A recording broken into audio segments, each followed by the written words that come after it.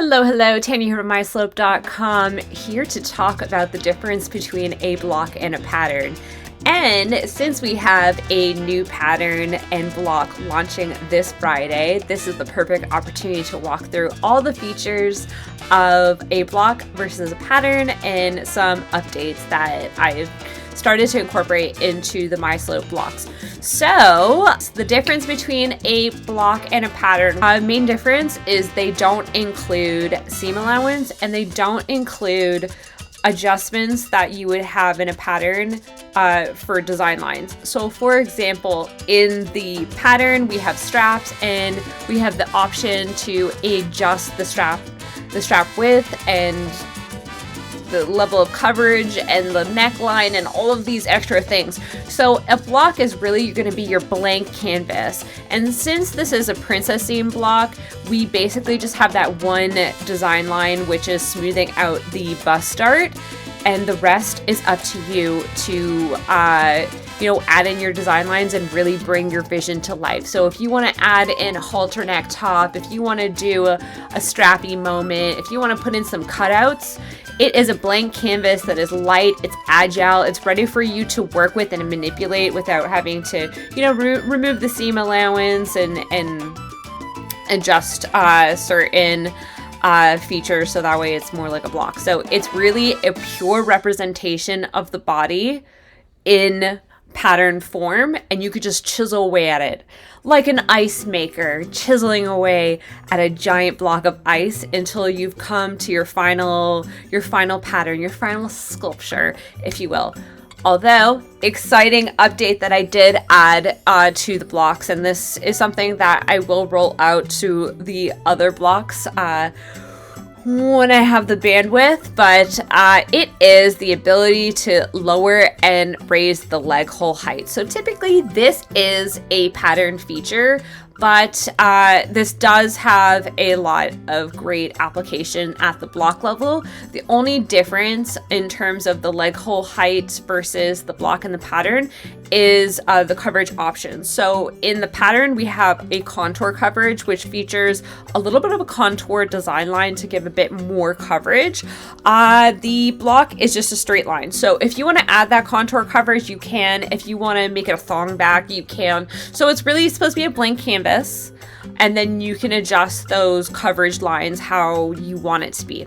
So let me just walk you through really quickly the blocks. So as always, we have our profiles, our custom measurement profiles. So if we want to draft from custom measurements, you can drop in your custom measurements directly into the tool, and you can edit them as well as you go. So if you made a little mistake, 34 actually is 35, you can do that. I made the form so you can really edit and play with it. The measurement profile drop down is really to help speed up your workflow.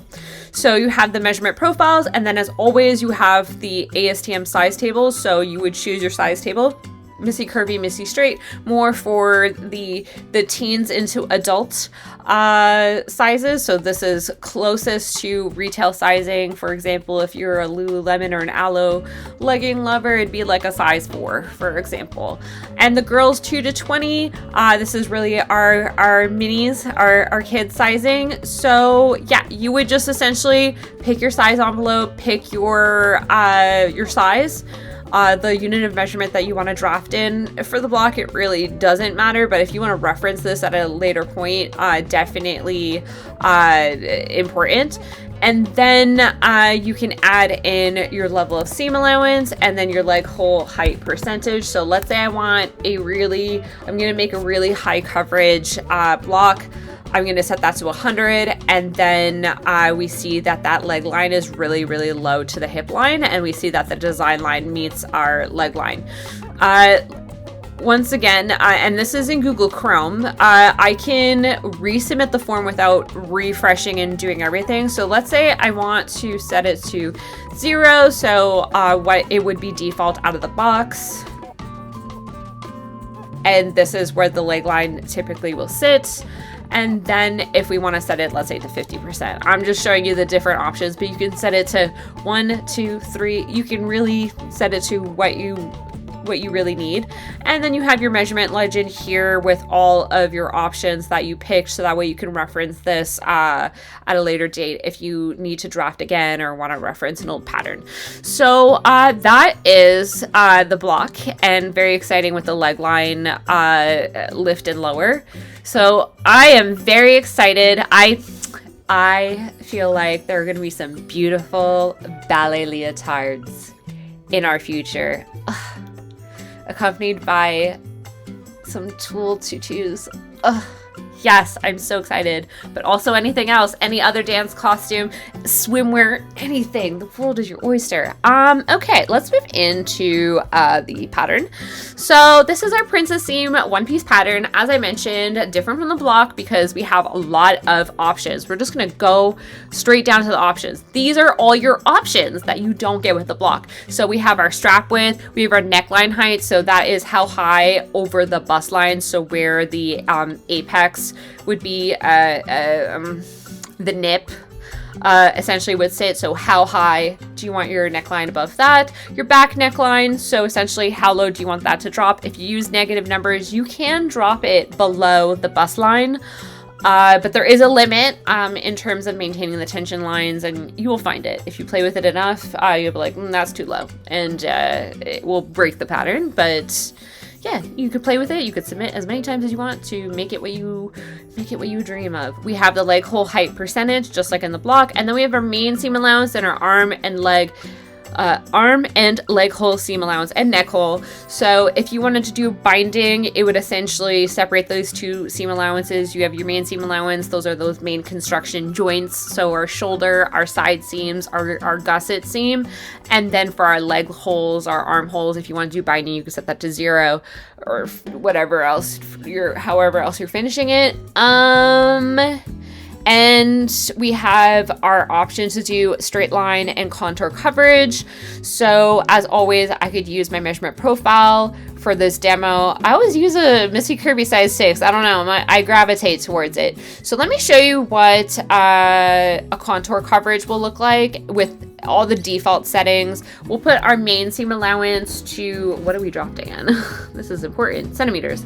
We'll put our main seam allowance to 0.7, and then I'll show you the binding situation. So if we did it 0, and then let's say we do 15% for our negative ease, then also if we don't know the stretch percentage of our fabric and how to calculate that, we can click on this little ruler here and this, and let's say my fabric at rest is 10, and then when I stretch it comfortably, it's 11.5.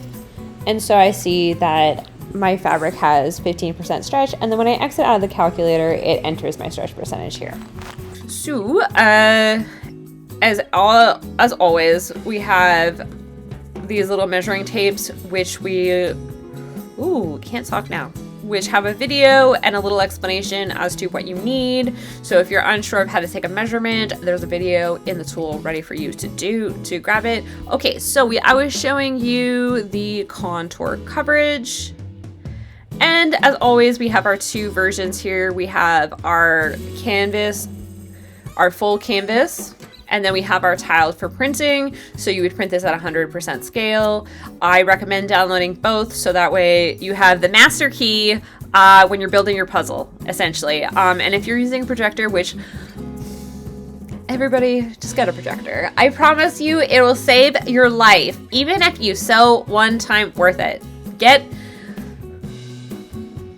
boys and girls, let's drill into those ceilings. Or if you're bougie and you have one of those Epson projectors that sit on your sewing table, I guess we don't need to drill, but if you want to go on the cheap, drill. Okay, so contour coverage. Yes, that's what before we went on that tangent, so this is our contour coverage. We see that design line with a little curve to it. And if we wanted to do, let's say, a straight line coverage, it will look like this. So I'm just gonna toggle that. I'm gonna resubmit. I'm gonna wait a second. I'm gonna download, and then we are gonna go for it. Straight line coverage. We have a straighter line. If we want to lower our leg hole I'm just gonna give you the extreme version. So we're gonna go 100. And this is our leg hole at 100. And back neckline. Let's do strap width at, what are we drafting in? Let's do 4 centimeters for our strap width. Neckline, distance above the bust, we're gonna go 8 centimeters, and let's drop our back neckline down 8 centimeters. Let's just see what happens. Freestyling it. But if you were really, you know, putting thought and measuring, you would know where you want your necklines to sit. I think that looks fantastic. Oh my goodness, this would look gorgeous in a studio. I have some tinier tatas, so I think what I would do is I would make my straps a little smaller. We'd go maybe a 2. We'd go with 2. We just need to make sure that we add enough seam allowance for our fold over elastic. They need to sit together. I like this. Okay, so you see how I could manipulate the strap width, the height above the neckline, leg hole height, and then as always, how we can plug in our custom measurement profile and our size envelopes here. So that covers our updates for the block and the pattern, but as also, I get to show you the beautiful princess seam pattern. So, yes, dropping on Friday, February 27th. If you're seeing this video after that date, it's already live, so go and try it out. And as always, I want to see what you sew, so drop a flat lay, drop a review photo, share the love.